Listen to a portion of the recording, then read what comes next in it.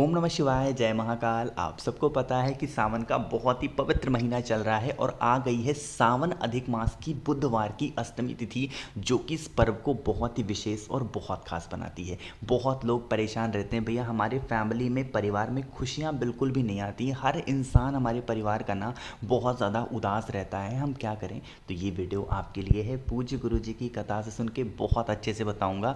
बस आपको घर के ही गमले में 3 बार जल डालना होगा और आपका पूरा परिवार हमेशा खुश रहेगा, कभी भी उसको कोई प्रॉब्लम नहीं आएगी। इस वीडियो को स्टार्ट करने से पहले आपको बता दूं, इस पूरी वीडियो में हम लोग 4 उपाय की बात करेंगे जो कि आपके लिए और आपके पूरे परिवार के लिए बहुत अच्छे होंगे। ठीक है, चलो सबसे पहले हम लोग उपाय की बात करते हैं कि आपके फैमिली में परिवार में खुशियाँ बिल्कुल नहीं है तो उसका रीज़न क्या है। उसका एक रीज़न सबसे बड़ा होता है, वो है पितृदोष, है ना। जब हमारे घर में पितृदोष लग जाता है तो हमारे घर में कभी भी मतलब होता है ना कि तरक्की नहीं होना, वो नहीं होता है, आपसी एकता नहीं होती है, हमेशा लड़ाइयाँ होती हैं, धन संपदा नहीं आती और बीमारियाँ तो घर में हमेशा रहती हैं। तो इस पितृदोष को दूर करने का एक नियम है। ठीक है, वो नियम क्या है, आपको मैं 3 पेड़ दिखाऊंगा। अब वो 3 पेड़ अगर आपके घर के गमले में लगे हों तो वहाँ पे कर सकते हैं, बाहर हों तो वहाँ पे भी कर सकते हैं, ये आपके ऊपर डिपेंड करता है। ठीक है, वो 3 पेड़ कौन से हैं। पहला पेड़ स्क्रीन पर आपको दिख रहा होगा, ये है आंवला। ठीक है, आंवले का पेड़।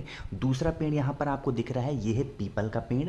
और तीसरा पेड़ यहाँ पर आपको दिख रहा है, ये है बेल का पेड़। ये 3 पेड़ जो मैं आपको दिखा रहा हूँ, एक नियम बनाएंगे और उस नियम से इन तीनों के तीनों पेड़ों पर आपको क्या करना होगा, जल चढ़ाना होगा एक नियम से।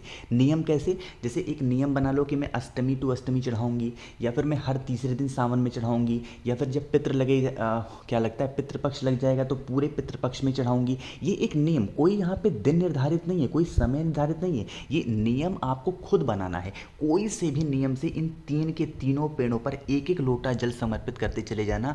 जो भी व्यक्ति नियम से इन 3 पेड़ को नीचे लगातार जल चढ़ाता है उसके घर में कभी भी पितृदोष नहीं लगते। अब ऐसा नहीं कि डेली का डेली चढ़ाओ, मैंने आपसे क्या कहा कि एक नियम से कि हर हफ्ते में किसी भी एक दिन, ठीक है, हर महीने में किसी भी एक दिन, कोई से भी पितृपक्ष चल रहा है पूरे पितृपक्ष में, सावन चल रहा है पूरे सावन में, तो एक नियम ये आपको खुद बनाना होगा। ये कहीं लिखा नहीं है, तो नियम आपको खुद फॉलो करना है, बनाना है।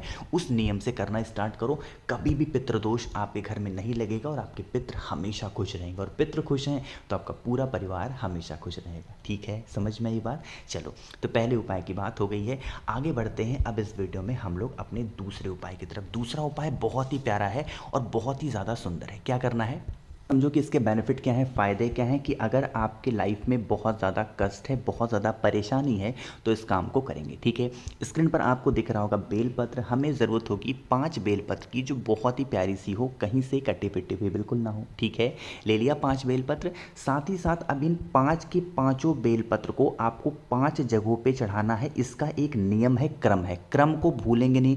जो मैं आपको बताऊँगा कि पहले कहाँ समर्पित करना है, वहीं पर आपको पहले समर्पित करना है। ठीक है, देखो, जो आपके पास में 5 बेलपत्र है, उन 5 बेलपत्र में पहला बेलपत्र समर्पित करोगे। जैसे ही महादेव के मंदिर में हम पहुंचते हैं, दर्शन होते हैं नंदी बाबा के, तो नंदी बाबा के ऊपर यहाँ पे समर्पित करोगे। डंडी होगी बाहर की तरफ और पत्ती हो जाएगी इस तरफ। ठीक है, जिस तरफ मैं एरो बना रहा हूँ या फिर जो दिख रहा है आपको, इस तरीके से पहली बेलपत्र समर्पित करना। ठीक है, समर्पित हो गई। अभी आपके पास 4 बेलपत्र बची है, उसको लेके पहुंच जाओगे महादेव के शिवलिंग के पास, है ना। हम सबको पता है कि महादेव का पूरा परिवार शिवलिंग पे ही विराजमान है। यहाँ पर भी थोड़ा सा क्रम समझेंगे, हर जगह पे नहीं चढ़ाना है, थोड़ा सा नियम समझेंगे। ठीक है, जो आपके पास में 4 बेलपत्र है, उसमें से जो एक बेलपत्र होगी, भगवान गणेश का स्थान जो शिवलिंग पे राइट साइड होता है, वहाँ पे समर्पित करेंगे। ठीक है, हो गया 2 बेलपत्र। अभी आपके पास 3 बेलपत्र और है। जो तीसरी बेलपत्र होगी वो आपको समर्पित करनी होगी यहाँ, जहाँ पर शिवलिंग विराजमान होता है, कटी भाग पे माता का हस्तकमल। तीसरी बेलपत्र यहाँ पे समर्पित करना। ठीक है, 3 हो गई। जो चौथी बेलपत्र आप समर्पित करोगे वो समर्पित करनी होती है जहाँ से हम जल चढ़ाते हैं, तो जल बिल्कुल जहाँ एंड पॉइंट से नीचे गिरने वाला होता है, इस एंड पॉइंट पर हमको चढ़ानी होगी चौथी बेलपत्र। समझ में आई क्या बात मेरी। तो चौथी बेलपत्र यहाँ समर्पित करना, अब आपके पास में एक बेलपत्र लास्ट में बची हुई है, वो बेलपत्र महादेव के शिवलिंग के ऊपर नहीं चढ़ाना है। हम सबको पता है कि महादेव के शिवलिंग के ऊपर ऐसे एक कलश होता है, मटका होता है, जहाँ पर भगवान शंकर की 5 बेटियाँ होती हैं, ठीक है। उनके कलश के स्थान पर आपको 5वीं बेलपत्र समर्पित कर देनी है। इन सावन के महीने में जो भी व्यक्ति इन 5 जगहों पे बेलपत्र समर्पित करता है, उसके घर में कभी कोई कष्ट आता नहीं है, जीवन उसका हमेशा खुश में बीतता है, कभी कोई जीवन में तकलीफ उसको आ ही नहीं सकती, ठीक है। तो करके ज़रूर देखिएगा। चलो, 2 उपाय की बात हो गई है, आगे बढ़ते हैं। अब इस वीडियो में हम लोग अपने तीसरे उपाय की तरफ। तीसरा उपाय क्या है, इसके क्या फ़ायदे हैं, उससे पहले एक छोटा सा काम, और वह वीडियो को करिए लाइक। जितने भी भाई बहन मेरी आवाज़ पहली बार सुन रहे हैं, चैनल को सब्सक्राइब ज़रूर करिएगा, ठीक है। एक छोटा सा रिक्वेस्ट आप सभी से, मैं आ गया हूँ फेसबुक पे भी, तो अगर आपको मुझसे फेसबुक पे बातें करनी है तो आप सर्च करिएगा द नेचुरल प्लैनेट 108, ठीक है। चलो, अब बात करते हैं इस उपाय की। इस उपाय को करने का एक फ़ायदा बहुत बड़ा है, और वो फ़ायदा है मनोकामना, क्योंकि काफ़ी लोग परेशान रहते हैं अपनी इच्छा पूर्ति के लिए, तो इस काम को करेंगे। स्क्रीन पर आपको दिख रहा होगा बेलपत्र, दिख रही है। हमें ज़रूरत होगी 7 बेलपत्र की, गिन करके 7 बेलपत्र लेना, बहुत ही प्यारी सी, बहुत ही सुंदर सी ले लिया।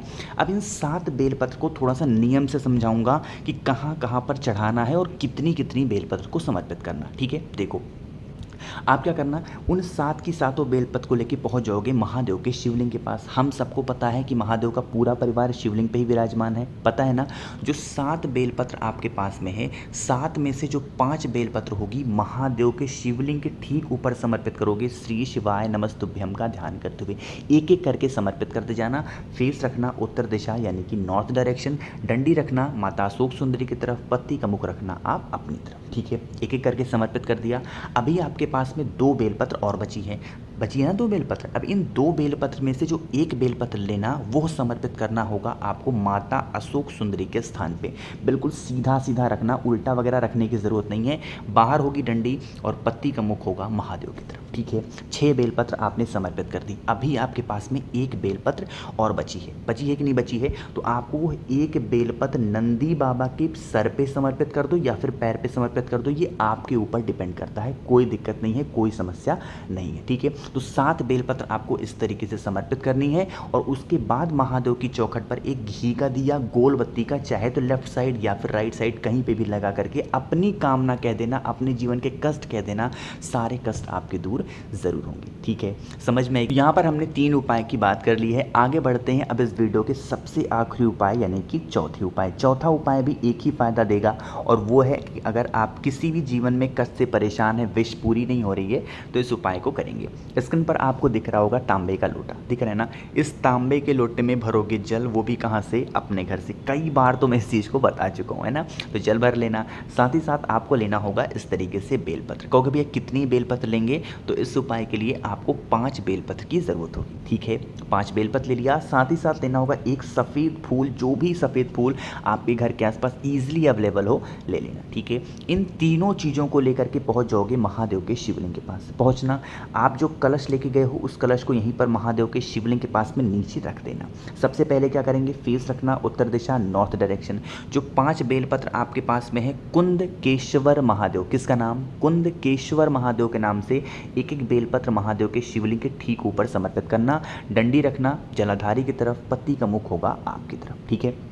समर्पित हो गई। अब इन्हीं 5 के 5 बेलपत्र के ऊपर एक सफ़ेद फूल भी आपको समर्पित करना होगा कुंदकेश्वर महादेव के नाम से।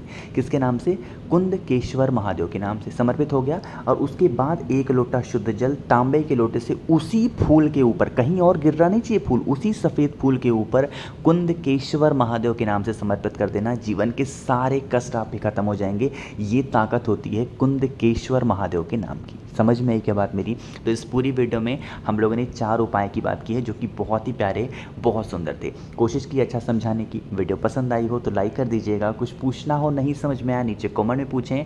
और जितने भी भाई बहन अचानक से चैनल पे आए हैं, मेरी आवाज़ पहली बार सुन रहे हैं, तो चैनल को सब्सक्राइब करिएगा।